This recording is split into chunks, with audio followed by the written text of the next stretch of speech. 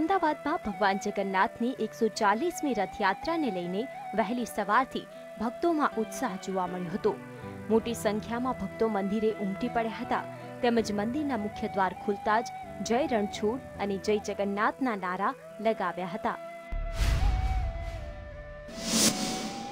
રથયાત્રા પર વિશેષ મંગળા આરતી યોજાઈ હતી જેમાં ભાજપના રાષ્ટ્રીય અધ્યક્ષ જોડાયા હતા। અમિત શાહની સાથે મંદિરના મહંત દિલીપદાસજીએ પણ ભગવાનની આરતી ઉતારી હતી તેમજ તેમની નજર પણ ઉતારવામાં આવી। મંગળા આરતી બાદ 3 દિવસથી ભગવાનની આંખોથી લગાવવામાં આવેલા પાટા દૂર કરાયા છે।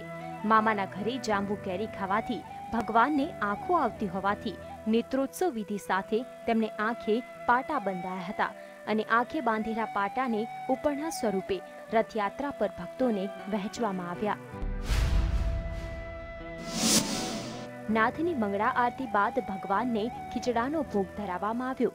આ માટે મંદિરમાં ખીચડો તૈયાર કરાયો હતો। આ માટે લગભગ 2000 કિલો ખીચડા અને ગવારશીંગનું શાકનો પ્રસાદ તૈયાર કરવામાં આવ્યો હતો જે ભગવાનને ધરાવાયા બાદ ભક્તોમાં વહેંચવામાં આવ્યો। ભગવાન જગન્નાથ રથયાત્રા માટે નીકળે તે પહેલા વિવિધ સમુદાયના લોકો મંદિરે પહોંચીને ભગવાનના દર્શન કરતા જોવા મળ્યા તો આદિવાસી સમુદાય પણ પોતાના પારંપરિક નૃત્ય સાથે ભગવાનને રીઝવતા નજરે પડ્યા હતા।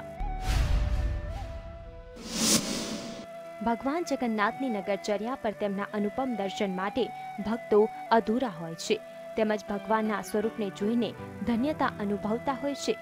ત્યારે આ વર્ષે ભગવાને યદુવંશી સ્વરૂપ એટલે કે ગોવાળ વેશમાં નગરચર્યાએ જોડાય તે પહેલા જ ભક્તો તેમની તસવીર મોબાઈલમાં ક્લિક કરતા જોવા મળ્યા। મંગળા આરતી તેમજ ખીચડાનો ભોગ ધરાવાયા બાદ ભગવાન જગન્નાથ બહેન સુભદ્રાજી તેમજ ભાઈ બલભદ્રજીને એક પછી એક રથમાં બિરાજિત કરવામાં આવ્યા હતા જેમાં ભગવાન જગન્નાથજીને તેમના નંદી ઘોષ રથમાં, બહેન સુભદ્રાજીને પદ્માધ્વજ રથમાં તેમજ બાલભદ્રજીને તાલધ્વજ રથમાં બિરાજિત કરાયા।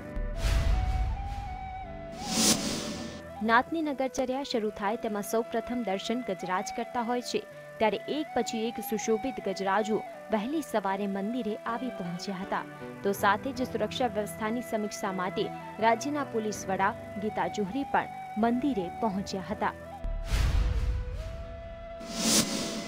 રથ ખેંચવા ખલાસીઓમાં જોવા મળ્યો ઉત્સાહ। અમદાવાદમાં ભગવાન જગન્નાથની રથયાત્રામાં રથ ખેંચવાનો અવસર શરૂઆતથી ખલાસી ભાઈઓ સંભાળે છે ત્યારે આ વર્ષે પણ રાજ્યના દરિયાકાંઠાના વિસ્તારોમાં વસતા ખલાસીઓ શનિવારથી જ મંદિરે પહોંચ્યા હતા અને રથ ખેંચવા થનગનાટ જોવા મળ્યો।